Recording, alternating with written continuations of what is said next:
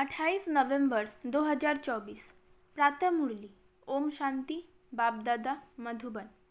बाबा कहते, मीठे बच्चे, तुम्हें एक बाप से ही सुनना है और सुन करके दूसरों को सुनाना है।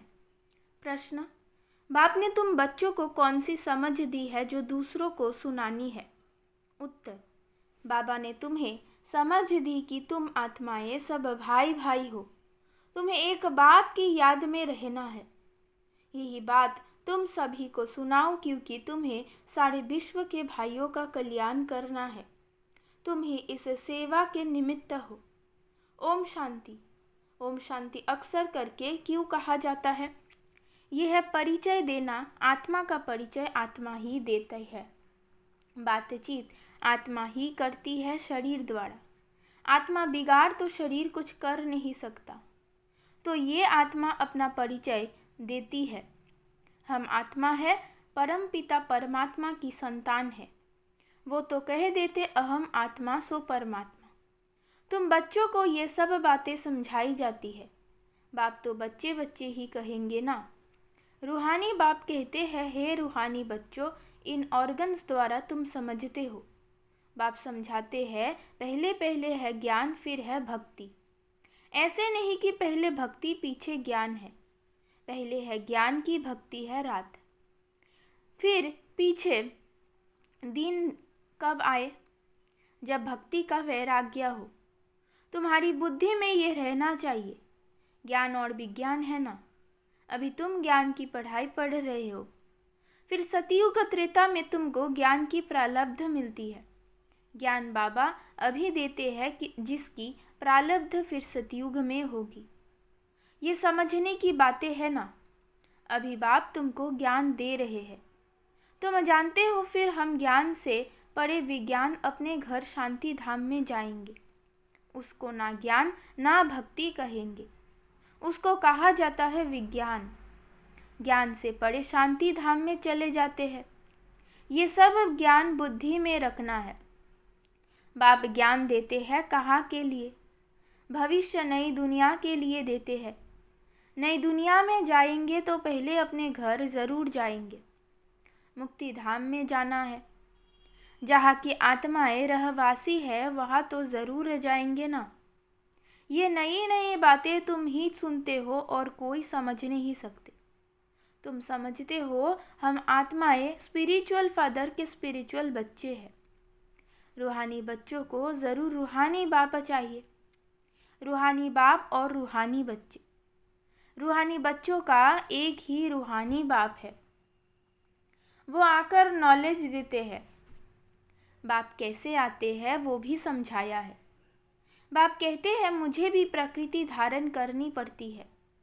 अभी तुमको बाप से सुनना ही सुनना है, सिवाय बाप के और कोई से सुनना नहीं है।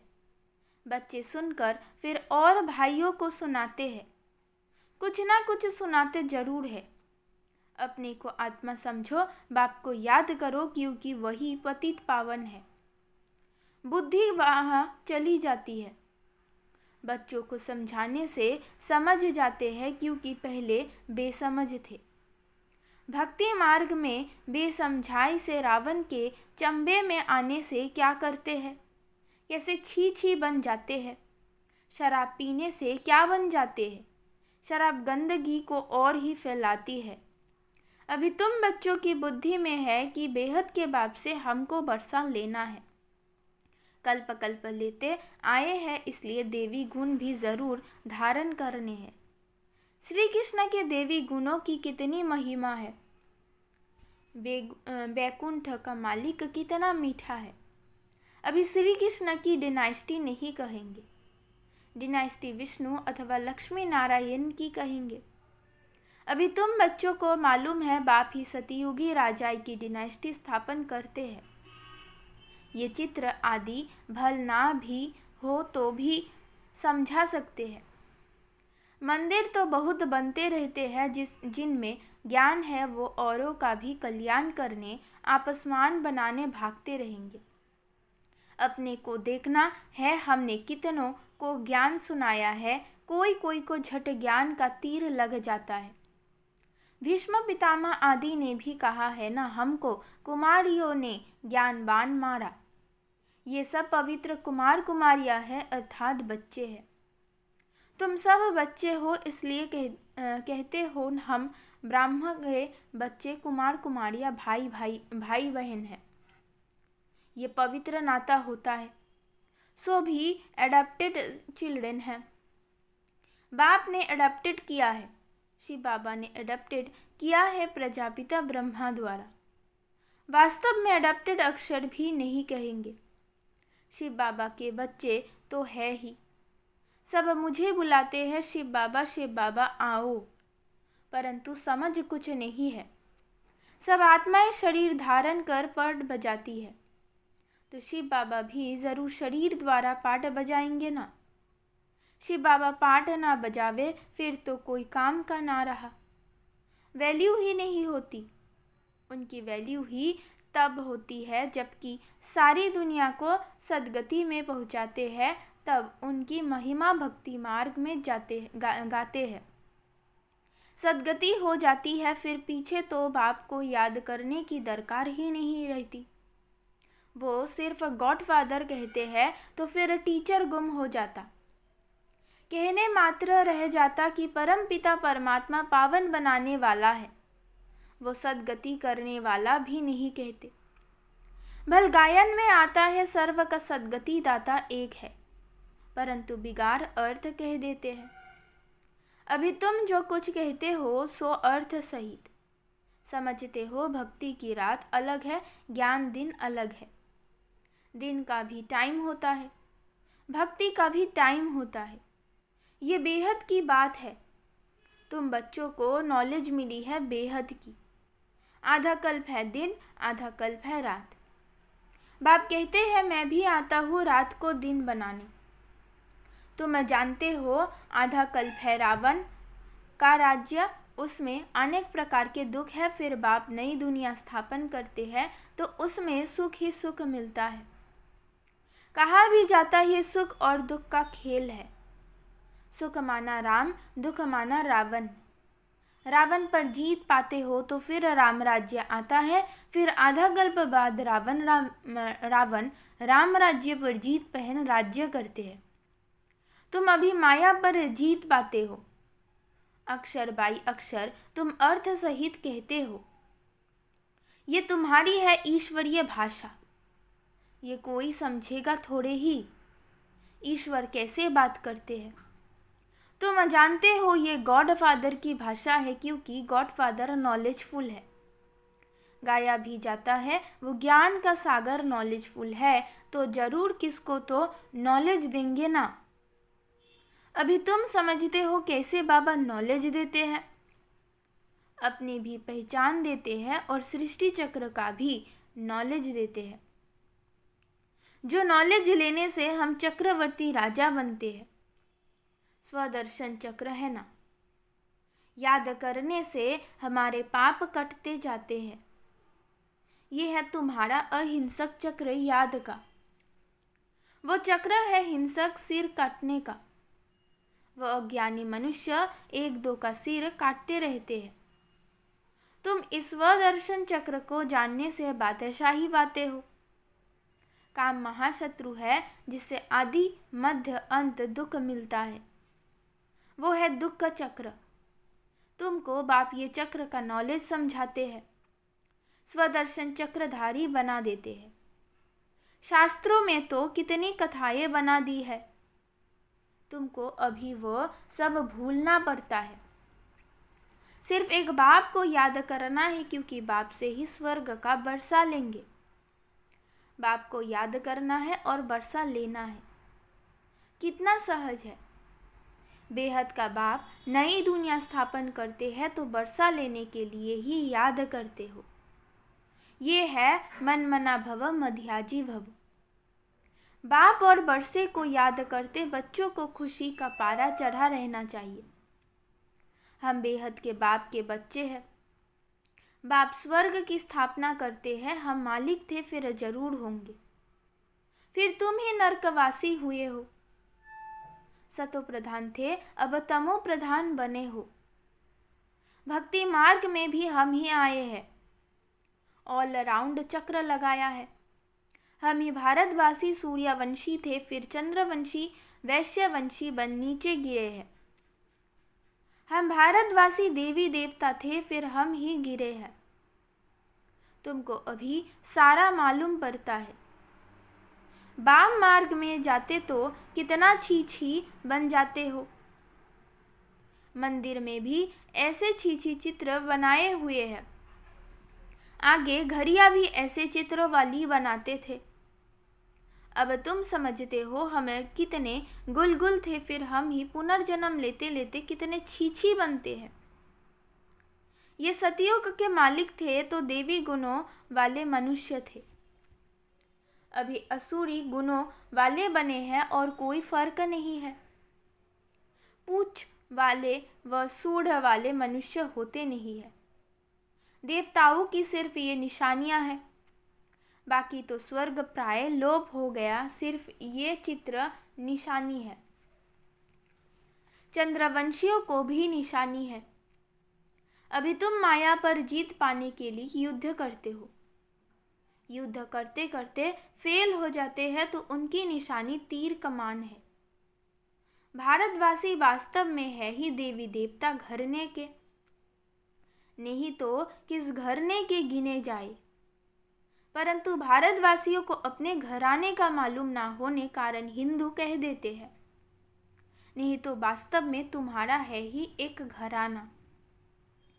भारत में है सब देवता घराने के जो बेहद का भाव स्थापन करते हैं। शास्त्र भी भारत का एक ही है। डीटी डिनाइस्टी की स्थापना होती है, फिर उनमें भिन्न भिन्न ब्रांचेस हो जाती है। बाप स्थापन करते हैं देवी देवता धर्म। मुख्य है 4 धर्म। फाउंडेशन देवी देवता धर्म का ही है। रहने वाले सब मुक्ति धाम के हैं। फिर तुम अपने देवताओं की ब्रांचेस में चले जाएंगे। भारत की बाउंड्री एक ही है और कोई धर्म की नहीं है। ये है असूल देवता धर्म के। फिर उनसे और धर्म निकले हैं ड्रामा के प्लान अनुसार। भारत का असूल धर्म है ही डीटी जो स्थापन करने वाला भी है बाप।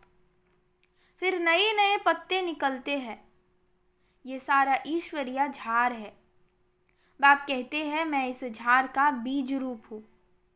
ये फाउंडेशन है, फिर उनसे ट्यूब्स निकलती है। मुख्य बात है ही हम सब आत्माएं भाई भाई है।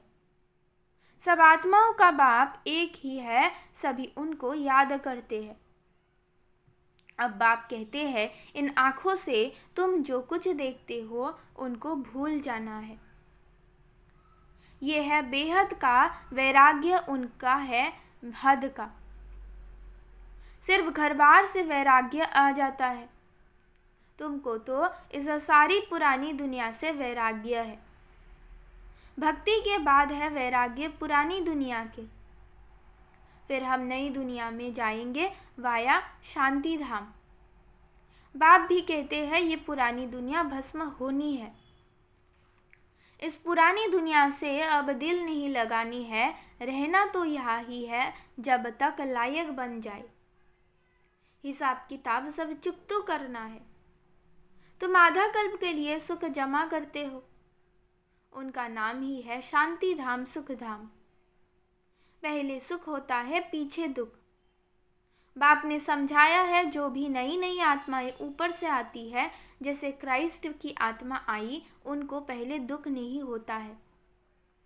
खेल है ही पहले सुख पीछे दुख। नए नए जो आते हैं वो है सतो प्रधान। जैसे तुम्हारा सुख का अंदाज जास्ती है, वैसे सबका दुख का अंदाज जास्ती है। ये सब बुद्धि से काम लिया जाता है। बाप आत्माओं को बैठ समझा रहे हैं। वो फिर और आत्माओं को समझाते हैं। बाप कहते हैं मैंने ये शरीर धारण किया है। बहुत जन्मों के अंत में अर्थात तमो प्रधान शरीर में मैं प्रवेश करता हूँ।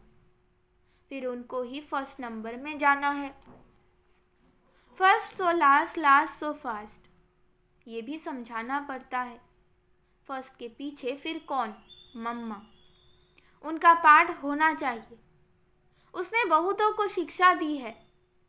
फिर तुम बच्चों में नंबरवार है जो बहुतों को शिक्षा देते पढ़ाते हैं। फिर वो पढ़ने वाले भी ऐसी कोशिश करते हैं जो तुमसे भी ऊंचे चले जाते हैं। बहुत सेंटर्स पर ऐसे हैं जो पढ़ाने वाली टीचर से ऊंचे चले जाते हैं। एक एक को देखा जाता है। सबकी चलन से मालूम तो पड़ता है ना। कोई कोई को तो माया ऐसा नाक से पकड़ लेती है जो एकदम खलास कर देती है। बेकार में गिर पड़ते हैं। आगे चलकर तुम बहुतों का सुनते रहेंगे। वंडर खाएंगे ये तो हमको ज्ञान देती है, फिर ये कैसे चली गई? हमको कहती थी पवित्र बनो और खुद फिर छी बन गई। समझेंगे तो जरूर ना, बहुत छी बन जाते हैं। बाबा ने कहा है बड़े बड़े अच्छे महारथियों को भी माया जोर से पथकाएगी। जैसे तुम माया को पथकाकर जीत पहनते हो, माया भी ऐसे करेगी। बाप ने कितने अच्छे अच्छे फर्स्ट क्लास रमणीक नाम भी रखे, परंतु अहो माया आश्चर्यवत सुनंती कथंती फिर भागंती गिरंती हो गए। माया कितनी जबरदस्त है, इसलिए बच्चों को बहुत खबरदार रहना है। युद्ध का मैदान है ना, माया के साथ तुम्हारी कितनी बड़ी युद्ध है। अच्छा, मीठे मीठे सिकिलदे बच्चों प्रति माता पिता बाप दादा का याद प्यार और गुड मॉर्निंग। रूहानी बाप के रूहानी बच्चों को नमस्ते। धारणा के लिए मुख्य सार। नंबर 1, यहाँ ही सब हिसाब किताब चुकतू कर आधा कल्प के लिए सुख जमा करना है। इस पुरानी दुनिया से अब दिल नहीं लगानी है।